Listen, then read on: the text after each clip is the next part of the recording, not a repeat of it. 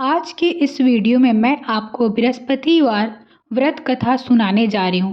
साथ ही साथ आप स्क्रीन पर बृहस्पतिवार पूजा की विधि भी देख सकते हैं। प्राचीन समय की बात है। भारत में एक राजा राज्य करता था। वह बड़ा प्रतापी तथा दानी था। वह नित्य प्रतिदिन मंदिर में भगवान दर्शन करने जाता था। वह ब्राह्मण और गुरु की सेवा किया करता था। उसके द्वार से कोई भी याचिका निराश होकर नहीं लौटता था। वह प्रत्येक गुरुवार को व्रत रखता एवं पूजा करता था। हर दिन गरीबों की सहायता करता था। परंतु यह बात उसकी रानी को अच्छी नहीं लगती थी। वह ना व्रत करती थी और ना किसी को भी 1 रुपया दान देती थी। वह राजा से भी ऐसा करने को मना करती थी। एक समय की बात है कि राजा शिकार खेलने वन में चले गए। घर पर रानी और दासी थी। उस समय गुरुवार बृहस्पति साधु का रूप धारण कर राजा के दरवाजे पर भिक्षा मांगने गए। साधु ने रानी से भिक्षा मांगी तो वह कहने लगी, हे साधु महाराज, मैं इस दिन दान पुण्य से तंग आ गई हूँ। इस कार्य के लिए तो मेरे पतिदेव ही बहुत हैं। अब आप ऐसी कृपा करें कि सारा धन नष्ट हो जाए तथा मैं आराम से रह सकूं। साधु रूपी बृहस्पति देव ने कहा, हे देवी, तुम बड़ी विचित्र हो। संतान और धन से कोई दुखी नहीं होता है, इसको सभी चाहते हैं। पापी भी पुत्र और धन की इच्छा रखता है। अगर तुम्हारे पास अधिक धन है तो भूखे मनुष्य को भोजन कराओ, प्याऊ लगवाओ, ब्राह्मण को दान दो, धर्मशालाएं बनवाओ, कुआं तालाब बावड़ी बाग बगीचे आदि का निर्माण करवाओ तथा निर्धनों की कुंवारी कन्याओं का विवाह करवाओ, साथ ही यज्ञ आदि करो। इस प्रकार के कर्म से आपके कुल का भी आपका नाम परलोक में भी सार्थक होगा एवं तुम्हें भी स्वर्ग की प्राप्ति होगी। परंतु रानी साधु की इस बात से खुश नहीं हुई। उसने कहा, हे साधु महाराज, मुझे ऐसा धन की आवश्यकता नहीं है जिसको मैं अन्य लोगों को दान देती फिरूं तथा जिसको रखने और संभालने में भी मेरी सारा समय नष्ट हो जाए। साधु ने कहा, हे देवी, यदि तुम्हारी ऐसी इच्छा है तो जैसा मैं तुम्हें बताता हूँ तुम वैसा ही करना। बृहस्पतिवार के दिन घर के आंगन को गोबर से लिपना, अपने केशों को पीली मिट्टी से धोना, केशों को धोते समय स्नान करना, राजा से कहना वह हजामत करवाएं, भोजन में मांस मदिरा खाना, कपड़े धोबी के यहाँ धुलवाने देना। इस प्रकार 7 बृहस्पतिवार के करने से तुम्हारे सारे धन नष्ट हो जाएगा। और यह कहकर साधु महाराज रूपी बृहस्पति देव निर्धन हो गए। रानी ने साधु के कहे अनुसार 7 बृहस्पतिवार तक वैसे ही करने का विचार कर लिया। साधु की बातें अनुसार कार्य करते हुए केवल 3 बृहस्पतिवार ही बीते थे कि उसकी समस्त धन संपत्ति नष्ट हो गई। भोजन के लिए दोनों समय परिवार तरसने लगे तथा सांसारिक भोगों से दुखी रहने लगा। तब राजा रानी से कहने लगे कि हे रानी, तुम यहाँ पर रहो, मैं दूसरे देश में जाता हूँ, क्योंकि यहाँ पर मुझे सभी मनुष्य जानते हैं, इसलिए मैं यहाँ पर कोई कार्य नहीं कर सकता। मैं अब परदेश जा रहा हूँ, वहाँ कोई काम धंधा करूंगा, शायद हमारे भाग्य बदल जाए। ऐसा कहकर राजा परदेश चला गया। वह वहां जंगल से लकड़ी काट कर लाता और शहर में बेचता। इस तरह से जीवन व्यतीत करने लगा। इधर राजा के बिना रानी और दासी दुखी रहने लगी। किसी दिन भोजन मिलता और किसी दिन जल पीकर ही रह जाती। एक समय रानी और दासी को 7 दिन बिना भोजन के व्यतीत करने पड़े। तो रानी ने अपनी दासी से कहा, हे दासी, यहाँ पास के नगर में मेरी बहन रहती है, वो बड़ी धनवान है। तू उसके पास जा और वहां से 5 सेर बेझर मंगा कर ला, जिसे कुछ समय के लिए गुजारा हो जाएगा। दासी रानी की बहन के पास गई। रानी की बहन उस समय पूजा कर रही थी। बृहस्पतिवार का दिन था। दासी ने रानी की बहन से कहा, हे रानी, मुझे आपकी बहन ने भेजा है, मुझे 5 सेर बेझर दे दो। दासी ने यह बात अनेकों बार कही, परंतु रानी की बहन ने कोई उत्तर नहीं दिया, क्योंकि वह उस समय बृहस्पतिवार की कथा सुन रही थी। जब दासी को रानी की बहन से कोई उत्तर नहीं मिला तो वो बहुत दुखी हुई। उसे क्रोध भी आया। वह लौटकर रानी से बोली, हे रानी, आपकी बहन बहुत ही घमंडी है। वो छोटे लोग से बात भी नहीं करती। मैंने उससे कहा तो उसे कोई उत्तर नहीं दिया। मैं वापस चली आई। रानी बोली, हे दासी, इसमें उसका कोई दोष नहीं है। जब बुरे समय आते हैं तब कोई सहारा नहीं देता। अच्छे बुरे का पता विपत्ति में ही लगता है। जो ईश्वर की इच्छा होगी वही होगी। यह सब हमारे भाग्य का दोष है। उधर रानी की बहन ने सोचा कि मेरी बहन की दासी आई थी, परंतु मैं उसे नहीं बोली। इससे वह बहुत दुखी हुई होगी। अतः कथा सुन और विष्णु भगवान का पूजन समाप्त कर वह अपनी बहन के घर गई और कहने लगी, हे बहन, मैं बृहस्पतिवार का व्रत कर रही थी। तुम्हारी दासी हमारे घर आई थी, परंतु जब तक कथा होती है तब तक हम लोग ना उठते हैं और ना बोलते हैं, इसलिए मैं नहीं बोली। कहो दासी क्यों आई थी? रानी बोली, बहन, हमारे घर अनाज नहीं था। वैसे तुमसे कोई बात छिपी नहीं है, इस कारण मैंने दासी को तुम्हारे पास 5 से बेजर लेने के लिए भेजा था। रानी की बहन बोली, बहन देखो, बृहस्पति भगवान सबकी मनोकामना पूर्ण करते हैं। देखो, शायद तुम्हारे घर में भी अनाज रखा हो। यह सुनकर दासी घर के अंदर गई तो वहां उसे एक बड़ा घड़ा बेझर का भरा मिल गया। उसे बड़ी हैरानी हुई क्योंकि उसने एक एक बर्तन देख लिया था। उसने बाहर आकर रानी को बताया। दासी अपनी रानी से कहने लगी, हे रानी, देखो, वैसे हमको जब अन्न नहीं मिलता तो हम रोज ही व्रत करते हैं। अगर इनसे इस व्रत की विधि और कथा पूछ ली जाए तो उससे हम भी कर लिया करेंगे। दासी के कहने पर रानी ने अपनी बहन से बृहस्पतिवार व्रत के बारे में पूछा। उसकी बहन ने बताया, हे रानी बहन, बृहस्पतिवार को सूर्योदय से पूर्व उठकर स्नान करके बृहस्पतिवार का व्रत करना चाहिए, लेकिन उस दिन सिर नहीं धोना चाहिए। बृहस्पतिवार के व्रत में चने की दाल और मुनक्का से विष्णु भगवान के केले के वृक्ष के जड़ों में पूजन करें तथा दीपक जलावें। उस दिन एक ही समय भोजन करें। भोजन पीले खाद्य पदार्थ का करें तथा कथा सुने। इस प्रकार करने से गुरु भगवान प्रसन्न होते हैं, अन्न पुत्र धन देते हैं। इस तरह व्रत और पूजा की विधि बताकर रानी की बहन अपने घर लौट गई। रानी और दासी दोनों ने निश्चय किया कि वो बृहस्पति देव भगवान का पूजा जरूर करेंगी। 7 दिन बाद जब बृहस्पतिवार आया तो उन्होंने व्रत रखा। घुड़साल में जाकर चना और गुड़ बीन लाई तथा उसकी दाल से केले के जड़ में भगवान विष्णु का पूजा किया। अब भोजन कहाँ से लाए? दोनों बड़ी दुखी हुई, परंतु उन्होंने व्रत किया था, इस कारण बृहस्पति देव भगवान प्रसन्न हुए थे। वह एक साधारण व्यक्ति के रूप में 2 थालों में सुंदर पीला भोजन लेकर आए और दासी को देकर बोले, हे दासी, यह भोजन तुम्हारे और रानी के लिए है, तुम दोनों करना। दासी भोजन पाकर बड़ी प्रसन्न हुई और रानी से बोली, रानी जी, भोजन कर लो। रानी को भोजन आने के बारे में कुछ पता नहीं था, इसलिए वो दासी से बोली, जा तू ही भोजन कर, क्योंकि तू हमारी व्यर्थ में हंसी उड़ाती है। दासी बोली, एक व्यक्ति अभी भोजन देकर गया है। रानी ने कहने लगी, वह भोजन तेरे लिए दे गया है, तू ही भोजन कर। दासी ने कहा, वह व्यक्ति हम दोनों के लिए 2 थाल में भोजन दे गया है, इसलिए मैं और आप दोनों ही साथ में भोजन करेंगी। फिर दोनों ने गुरु भगवान को नमस्कार कर भोजन प्रारंभ किया। उसके बाद से वो प्रत्येक बृहस्पतिवार को गुरु भगवान का व्रत और पूजा करने लगी। बृहस्पति भगवान की कृपा से उनके पास धन हो गया, परंतु रानी फिर पहले की तरह आलस करने लगी। तब दासी बोली, देखो रानी, तुम पहले भी इस प्रकार आलस्य करती थी। तुम्हें धन के रखने में कष्ट होता है, इस कारण सभी धन नष्ट हो गया। अब गुरु भगवान की कृपा से धन मिला है तो फिर तुम आलस होता है। भोजन कराओ, पियाओ, लगवाओ, ब्राह्मण को दान दो, कुआं, तालाब, बावड़ी आदि का निर्माण करवाओ, मंदिर पाठशाला बनवाकर दान दो, कुंवारी कन्याओं का विवाह करवाओ।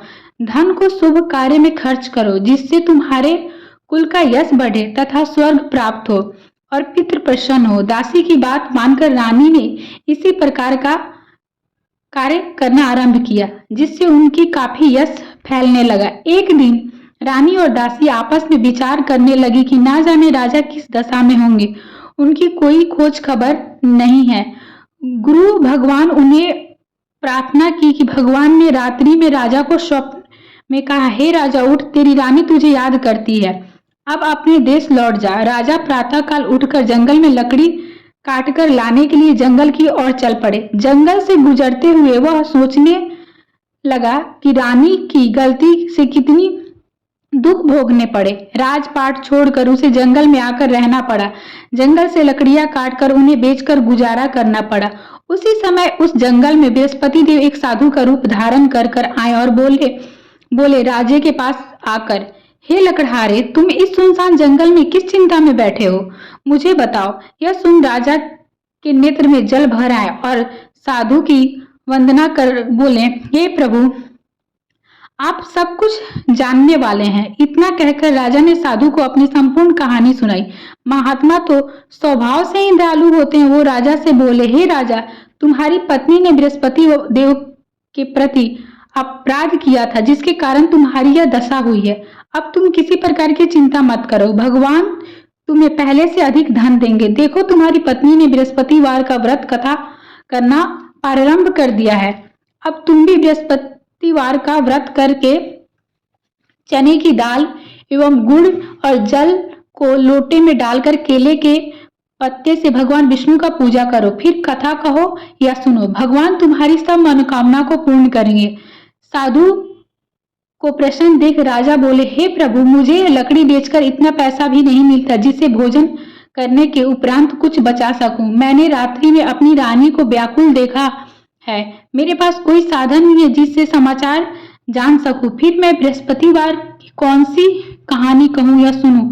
मुझको तो कुछ भी मालूम नहीं है। साधु ने कहा, हे राजा, तुम किसी बात की चिंता मत करो। बृहस्पतिवार के दिन तुम रोजाना की तरह लकड़ियां लेकर शहर जाओ। तुम्हें रोज से दुगुना धन प्राप्त होगा, जिससे तुम भली भांति भोजन कर लोगे तथा बृहस्पति देव की पूजा का सामान भी आ जाएगा। बृहस्पति देव की कथा इस प्रकार है। प्राचीन काल में एक बहुत ही निर्धन ब्राह्मण था। उसके कोई संतान नहीं थे। वह नित्य पूजा पाठ करता, परंतु उसकी स्त्री बहुत मलिनता के साथ रहती थी। वह न स्नान करती थी, न किसी देवता का पूजा करती थी। प्रातःकाल उठते ही सर्वप्रथम भोजन करती, बाद में कोई अन्य कार्य करती। ब्राह्मण देवता बहुत दुखी रहते थे। पत्नी को बहुत समझाते, किंतु उससे उसका कोई परिणाम नहीं निकलता। भगवान की अनुकंपा से एक समय उस ब्राह्मण की पत्नी गर्भवती हुई और 10वें महीने में एक सुंदर कन्या को जन्म दिया। निर्धन ब्राह्मण कन्या के जन्म से बहुत दुखी हुआ। धीरे धीरे ब्राह्मण की कन्या बड़ी होने लगी। बचपन से ही उस कन्या की रुचि भगवान विष्णु की पूजा में थी। वह प्रातः उठते ही स्नान आदि करके भगवान विष्णु की पूजा करने मंदिर जाती थी। बृहस्पतिवार को व्रत करके विधि विधान पूजा पाठ करती। पूजा पाठ के बाद वह पढ़ने के लिए पाठशाला में जाती थी। घर से चलते हुए एक मुट्ठी भर जौ साथ में लेकर जाती थी और पाठशाला के रास्ते में थोड़े थोड़े जौ गिराती जाती थी। जब वह पाठशाला से घर लौटती थी तो वह दाने सोने में बदले हुए मिलते थे। लड़की सभी सोने के दाने बीन लाती थी। एक दिन जब वह सोने के दाने को साफ कर रही थी तो उसकी माँ ने कहा, बेटी, सोने के दाने साफ करने के लिए सोने का सूप भी होना चाहिए। अगले दिन बृहस्पतिवार था। उसने भगवान बृहस्पति की पूजा करते हुए प्रार्थना की, हे भगवान, यदि मैंने आपका व्रत विधिवत किया हो तो मुझे सोने का सूप दे दो। भगवान बृहस्पति देव ने उसकी मनोकामना पूरी करने का वचन दिया। पाठशाला से लौटते समय उसे रास्ते में सोने का सूप पड़ा मिला। घर लौटकर सोने का सूप अपनी माँ को दिखाकर वह सोने के दाने साफ करने लगी। उसी समय नगर का राजकुमार उसके घर के पास से गुजरा। उस सुंदर लड़की को सोने के सूप में जौ साफ करते हुए देख राजकुमार उस पर मोहित हो गया। महल में लौटकर राजकुमार ने राजा से उस लड़की से विवाह करने की इच्छा प्रकट की। तो राजा ने ब्राह्मण को महल में बुलाकर राजकुमार से उसकी लड़की के विवाह की बात की। ब्राह्मण तैयार हो गया। धूमधाम से उस लड़की का विवाह राजकुमार से हो गया। दुल्हन बनकर ब्राह्मण की लड़की महल में चली गई। लड़की के चले जाने से ब्राह्मण फिर से निर्धन हो गया। उसे कई कई दिन भोजन भी नहीं मिलता था। बहुत दुखी होकर ब्राह्मण एक दिन अपनी लड़की के पास गया। अपने पिता से निर्धनता का समाचार सुनकर उसे बहुत सारा धन देकर पिता को विदा किया। उस धन से ब्राह्मण ने कुछ दिन तो आराम से गुजर गए, लेकिन जल्दी ही फिर भूख मरने की हालत हो गई। ब्राह्मण अपनी लड़की से धन लेने के लिए फिर महल पहुंच गया। लड़की ने पिता की बुरी हालत देखकर कहा, पिताजी, आखिर आप कब तक मुझसे धन लेकर जीवन यापन करेंगे? आप कोई ऐसा उपाय क्यों नहीं करते जिससे आपका घर धन से भर जाए? ब्राह्मण ने कहा, मैंने तेरी माँ को बहुत समझा लिया, पर उसकी समझ में कुछ नहीं आता। उसका फूहड़पन नष्ट हो तो घर की निर्धनता भी दूर हो जाएगा। तब कुछ सोचकर लड़की ने कहा, पिताजी, आप कुछ दिनों के लिए माँ को मेरे पास छोड़ जाओ। तब कुछ सोचकर ब्राह्मण पत्नी को लड़की के पास महल में छोड़ आया। लड़की ने अपनी माँ से कहा, माँ, तुम कल प्रातः उठकर स्नान आदि करके भगवान बृहस्पति की पूजा अवश्य करना। पूजा करने से तुम्हारी निर्धनता अवश्य दूर हो जाएगी। लेकिन उसकी माँ ने उसकी कोई बात नहीं मानी। तब क्रोधित होकर लड़की ने अपनी माँ को एक कक्ष में बंद कर दिया। सूर्योदय के समय माँ को उठाकर जबरदस्ती उसे स्नान कराया और फिर मंदिर में ले जाकर भगवान बृहस्पति की पूजा कराई। कुछ दिनों तक ऐसा करने से माँ की बुद्धि में परिवर्तन हुआ और वह स्वयं बृहस्पतिवार का व्रत करने लगी। उसके व्रत करने से ब्राह्मण के घर में भगवान विष्णु की अनुकंपा से धन की वर्षा होने लगी। दोनों पति पत्नी धन संपत्ति पाकर आनंद पूर्वक जीवन यापन करते हुए विष्णु धाम को चले गए। लकड़हारे बने राजा ने उस साधु से भगवान बृहस्पति की यह कथा सुनकर बृहस्पतिवार का व्रत करके भगवान विष्णु की पूजा की। उस दिन से उसने सभी क्लेश दूर हो गए। लेकिन अगले बृहस्पतिवार को कामकाज में अधिक व्यस्त रहने के कारण उसने भगवान बृहस्पति देव जी का व्रत नहीं किया। भगवान बृहस्पति देव लकड़हारे से क्रोधित हो गए और उसे भूल की सजा दे। उस दिन नगर के राजा ने नगर में घोषणा करके सबको सूचित किया, प्रत्येक नागरिक मेरे महल में भोजन करने आए। जो नहीं आएगा उसे अपराधी मानकर भारी दंड दिया जाएगा। लकड़हारा बने राजा ने उस नगर के राजा की घोषणा तो सुनी, लेकिन जंगल से लकड़ी काटकर लाने और उन्हें बेचने में देर हो जाने के कारण वह समय पर महल में भोजन करने नहीं जा सका। अंततः राजा ने सैनिक लकड़हारा को पकड़कर महल में लाए। राजा ने उसे महल के एक कक्ष में बिठाकर भोजन कराया। उस कक्ष में एक खूंटी पर रानी का सोने का हार लटका हुआ था। लकड़हारा अकेले उस कक्ष में भोजन कर रहा था। तभी उसने एक आश्चर्यजनक घटना घटते देखी। देखते ही देखती वह खूंटी हार को निगल गई। थोड़ी देर के बाद राजा ने हार को गायब देखा तो लकड़हारा को कारावास में डलवा दिया। लकड़हारा मन ही मन अपने भाग्य को कोसने लगा। तभी उसे जंगल में मिले साधु का स्मरण याद आया। थोड़ी देर में भगवान बृहस्पति देव सन्यासी के रूप में उसके पास प्रकट हुए और कहे, हे लकड़हारा, तूने भगवान बृहस्पति देव की पूजा नहीं की, इसी कारण तुम्हें कष्ट हुआ। लेकिन अब चिंता मत करो, बृहस्पतिवार के दिन कारागार के दरवाजे पर तुम्हें कुछ पैसे पड़े मिलेंगे। उन पैसों से भगवान बृहस्पति देव का व्रत करके उनकी पूजा करोगे तो तुम्हारे सब दुख नष्ट हो जाएंगे। बृहस्पतिवार के दिन दरवाजे पर पड़े मिले पैसे से चने और गुड़ मंगवा कर लकड़हारा ने बृहस्पतिवार की कथा कही तो भगवान बृहस्पति देव ने प्रसन्न होकर उस नगर के राजा को स्वप्न में लकड़हारे को कारागार से मुक्त करने को कहा। सुबह राजा ने अपने कक्ष में आकर देखा तो खूंटी पर रानी का हार टंगा हुआ था। राजा ने लकड़हारा को मुक्त कर दिया और उसे धन और आभूषण देकर विदा किया।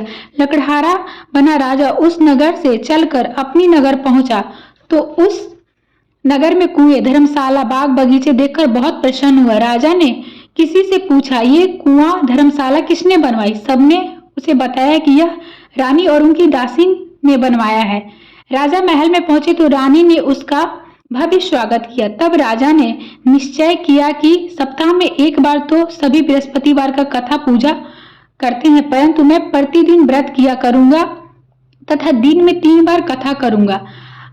अब राजा हर समय दुसाले में चने की दाल बांध रखे थे। दिन में 3 बार बृहस्पति देव की कथा कहता कुछ दिनों के बाद राजा को अपनी बहन की याद आई। एक दिन घोड़े पे सवार होकर राजा अपनी बहन से मिलने चल दिए। तभी राजा नगर के बाहर पहुंचे ही थे कि उसने कुछ लोगों को एक सौ ले जाते हुए देखा। राजा को स्मरण आया कि आज उसने किसी को बृहस्पतिवार की कथा नहीं सुनाई है। राजा ने उन लोगों को रोककर कहा, भाई आप 100 को ले जाने से पहले मुझसे बृहस्पतिवार की कथा सुन ले। लोगों ने राजा पर क्रोधित होते हुए कहा, तुम पागल तो नहीं हो? लेकिन कुछ बड़े बूढ़े लोगों ने कहा, अच्छा भाई, साथ में चलते चलते तुम अपनी कथा भी सुना लो। राजा ने चलते हुए आधी कथा सुना दी थी कि 100 हिलने लगा। राजा ने पूरी कथा सुनाते ही 100 उठकर बैठ गया। लोगों ने हैरानी से दांते तले उंगली दबाई और अगले बृहस्पतिवार से भगवान बृहस्पति देव का व्रत करने एवं कथा सुनने का निश्चय कर लिया। अब घोड़े पर सवार राजा चलते हुए एक किसान के पास पहुंचे। किसान अपने खेत में हल चला रहा था। राजा ने कहा, अरे भाई, मुझसे बृहस्पतिवार की कथा सुन ले।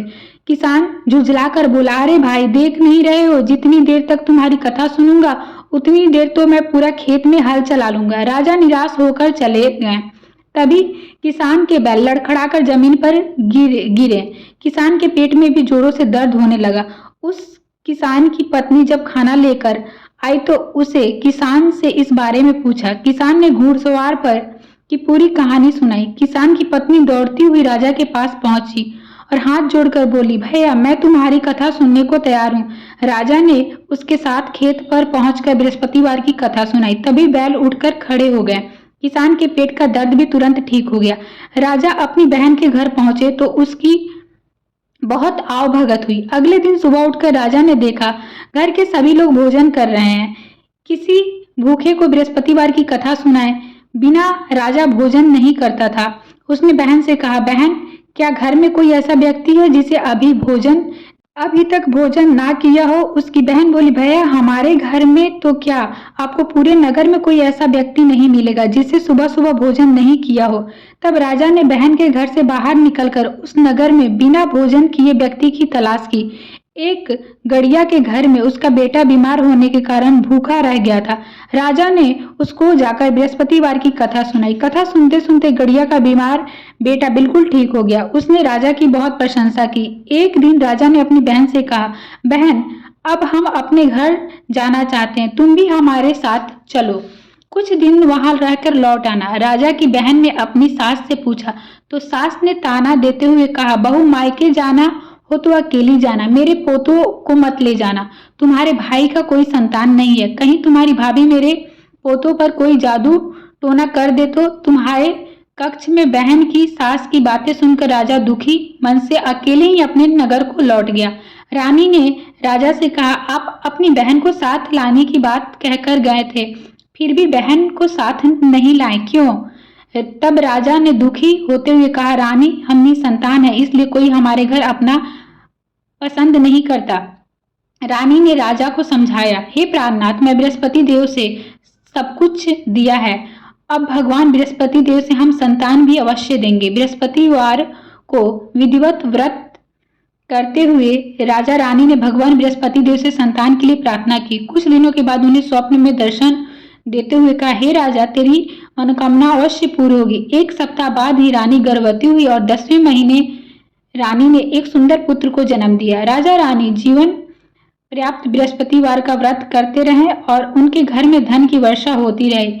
इस तरह आनंद पूर्वक जीवन यापन करते हुए राजा रानी भगवान बृहस्पति देव की अनुकंपा से मोक्ष को प्राप्त कर के सिद्धि बैकुंठ धाम पहुंच गए। बृहस्पतिवार की विधिवत व्रत करके जो स्त्री पुरुष भगवान विष्णु की पूजा करते हैं, भगवान उनकी सभी मनोकामना पूर्ण करते हैं।